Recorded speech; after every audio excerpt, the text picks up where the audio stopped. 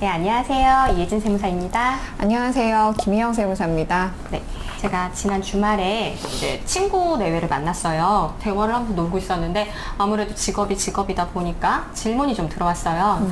이번에 집을 팔고 서울 이제 이사를 할 계획이 있나 봐요. 현재는 경기도권에 살고 있거든요. 그래서 다시는 내가 서울 입성을 못할 것 같으니 이제라도 준비를 하자. 그래서 서울에 집을 준비를 하는 과정인데 네. 부부가 공동 명의로 집을 구입하는 게 맞을런지 혹은 남편이 대부분 주수입원이니까 네. 남편 이름으로 단독 명의로 집을 구입하는 게 맞는 건지 와이프 명의로 사는 게 맞는 건지 어떻게 하는 게 좋을지 세금적인 측면에서 좀 조언을 해달라는 질문을 놀러 갔는데 꿀떡대고 맥주 한 잔을 먹고 있는데 들어오더라고요.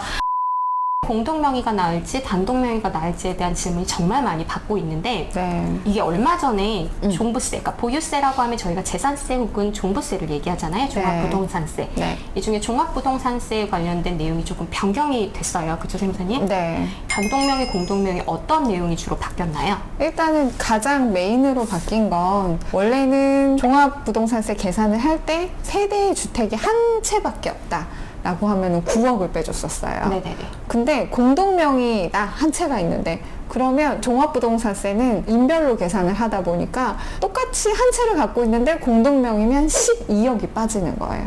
만약에 집의 기준시가가 한 20억 정도 된다 네. 라고 가정을 했을 때 한 사람 명의로 되어 있는 이 집안에 한 채밖에 없는 주택이다. 그럼 기존에는 20억에서 9억을 빼고 이제 시작을 했는데 네, 네. 공동 명의면 각각 10억, 10억씩 나눠 갖고 네. 6억, 6억씩 빼준 4억, 4억에서 이제 시작을 한다는 그렇죠, 거죠. 그렇죠. 근데 이게 개정이 됐죠. 단독명의라고 할지라도 이제는 11억이 빠집니다. 주택이 한 채만 있을 때, 요 세대에. 그러면 다시 돌아가서 아까는 20억에서 9억을 빼고 시작했는데 네. 지금은 20억에서 11억을 빼고 9억에서 네. 시작을 한다는 네, 거죠. 네, 네. 그렇죠. 이게 공동명의거나 단독명의일 때 어차피 세대에 집이 한 채밖에 없는데 누구 명의로 되어 있느냐에 따라서 유불리가 나눠질 수 있으니 네. 형평성을 맞추기 위해서 세법이 개정된 걸로 알고 맞아요. 있어요. 네. 그래서 질문이 정말 많이 들어오기 시작했어요. 이게 바뀌다 보니까 네. 어떤 게 유리한가요?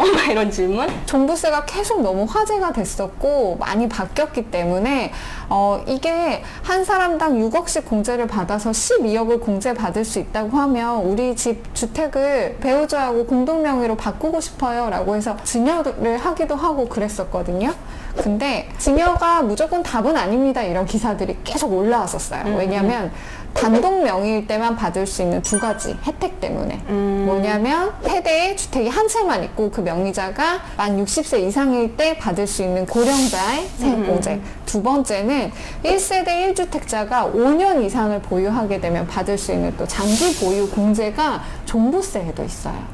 이 두 가지를 받을 수 있기 때문에 공동명의를 하는 것보다는 단독명의가 어떤 면에 있어서 유리할 수가 있다 막 이런 얘기가 나왔었거든요. 그렇죠. 근데 그 전에는 공동명의면 12억이 빠지고 단독은 9억만 빠지니까 이게 뭐가 유리한지 이렇게 계산을 해봐야 됐었는데 이제는 11억이 빠지다 보니까 오래 보유하고 나이가 좀 있으신 분들은 이게 공동명의로 해놨는데 단독명의가 더 유리하네 이런 경우가 있을 거예요. 그렇죠? 단독 명의로 강남권에서 굉장히 오래 보유한 주택, 내가 이 집에 살기만 했는데도 집값이 계속 올라서 매년 내야 되는 종부세가 계속 늘어나는 연세 드신 고령자들을 위한 일종의 혜택이었죠. 네. 그렇게 했는데 이번에 법이 바뀐 내용이 어떤 내용이죠, 선생님? 네, 그래서 신설이 됐어요. 뭐냐면 공동명의 1주택자의 납세 의무 등에 관한 특례 이래가지고 이 집이 1세대 1주택이고 공동명의인데 우리 단독명의인 것처럼 세금 계산 좀 해주세요 라고 신청을 하면 단독명의인 걸로 봐가지고 종부세를 계산해서 고지할 수 있게 바뀌었습니다. 나머지 지분을 증여하거나 부부간에 양도하거나 이런 거 없이 신청하시면 계산을 그렇게 해준다는 그쵸. 거예요. 근데 이렇게 신청하실 수 있는 기간이 이제 곧 다가옵니다. 9월 16일부터 30일까지. 이 기간 안에 신청하셔야 나한테 유리한 방법을 적용해서 납세 의무를 부담하실 수가 있어요. 기간을 놓치게 되면요? 기간을 놓치게 되면 아무래도 안 되겠죠? 만약에 네. 올해 제가 기간을 놓쳤어요. 네. 이 정보를 제가 미처 듣지 못하고 네. 10월에 알게 되었어요. 11월에 네. 알게 되었어요. 내년에 혹시 적용받고 싶으면 어떻게 해야 돼요? 그러면 내년에 신청하시면 됩니다. 내년 신청을 그럼 따로따로 해야 되는 거예요? 만약에 올해 내가 단독 명의로 계산하는 게 유리할 것 같아 라고 판단하셔서 신청을 하시면 내년에도 나는 단독 명의가 유리할 때는 그냥 가만히 계시면 돼요. 그러니까 한 번 신청하게 되면 두 번째부터는 신청을 요구하지 않습니다. 만약에 다음에 내가 다시 단독에서 공동명의 계산 방법으로 바꾸고 싶다. 그럼 바꾸실 수 있어요. 네. 그러면 이건 신청만 하면 되는 거고 네. 굳이 공동명의에서 단독으로 바꾸기에 증여를 하거나 양도를 하거나 취득록세를 내실 필요는 없어요. 없는 네, 거고 네, 네. 세금이 들어가진 않고 다만 네. 종부세 계산 방법만 네. 선택할 수 있다. 네. 그러면 어떻게 하는 게 조금 세금이 유리할까요? 대략적으로 계산을 돌려봤을 때는 공동주택 고시가격이 12억 미만일 때는 공동명의가 유리하고요.